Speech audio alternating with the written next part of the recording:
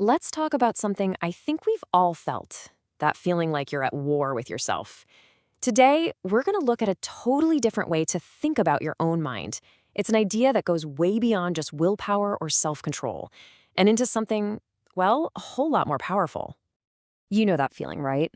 That internal tug of war where it feels like you're being pulled in a million different directions all at the same time. Man, it can be draining. Like one part of you is absolutely fuming about something that happened at work, but another part of you is really, really trying to just be calm and present with your family. It just feels like this constant internal fight.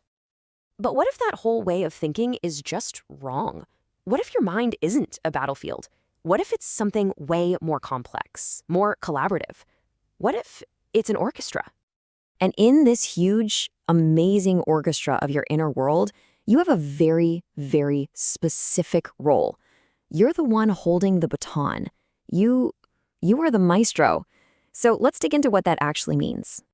All right, section 1, the orchestra in your head. So, if your mind is an orchestra, who exactly are all the musicians? Well, they're all the different parts of you. It's like this inner society that's always talking and arguing and trying to get your attention.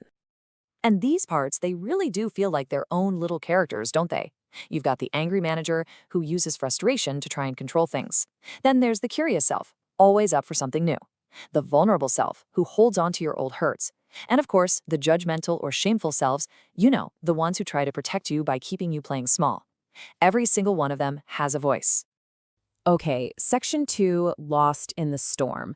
Now, the real trouble starts when one of these musicians gets a little too loud, grabs the spotlight, and just completely hijacks the whole show.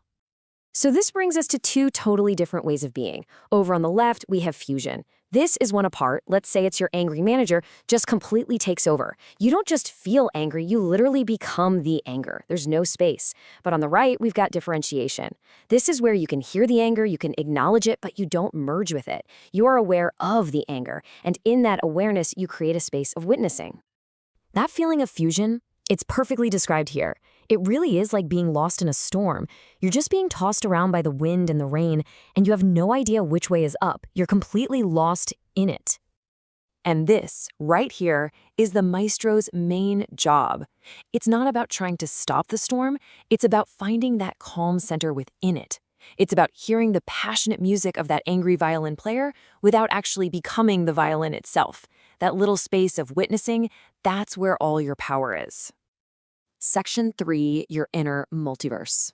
Okay, to make this idea even clearer, let's borrow a little analogy from pop culture, a recent movie that just perfectly gets this whole idea of our internal parts. So if you've seen the movie Everything Everywhere All at Once, think of the multiverse as all of your possible inner selves. Now, verse jumping, that's exactly what happens when one of your parts takes over your consciousness.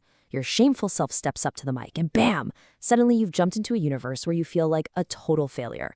Your entire reality shifts depending on which part is in the driver's seat. Section 4.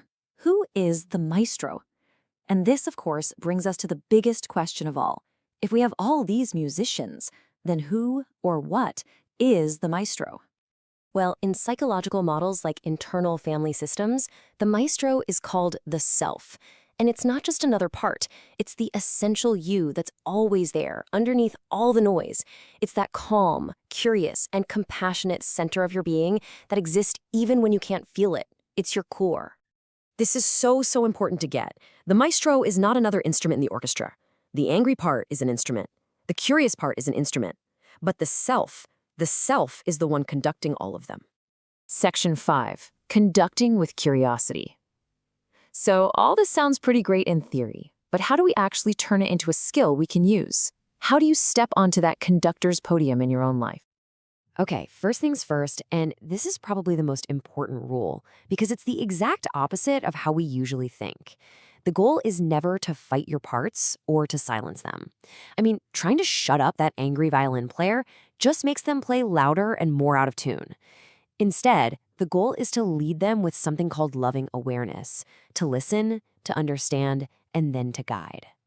So let's just walk through the 4 steps. Number 1 is acknowledge. Just notice the part without judging it. Hey, anger, I see you're here. Step 2, listen. Get curious, ask it a question, like, what are you worried about right now? What are you trying to protect me from? Every single part, even the ones that feel really difficult, has a good intention at its core. Curiosity is how you find it. Third, reassure.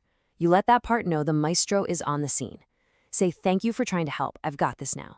And finally, number 4, invite. You consciously ask a different part, maybe your compassionate self, to step forward and take the lead for a bit. Okay, last section, your inner symphony. Because when you actually start to practice this, something pretty amazing begins to happen. All that inner chaos, it slowly starts to transform into something that sounds a lot more like harmony. And this is the ultimate shift, isn't it? Your inner world stops feeling like this chaotic battleground and starts feeling more like a community, an orchestra, where every single part has a voice that's valued, and they're all being led with wisdom and compassion by you,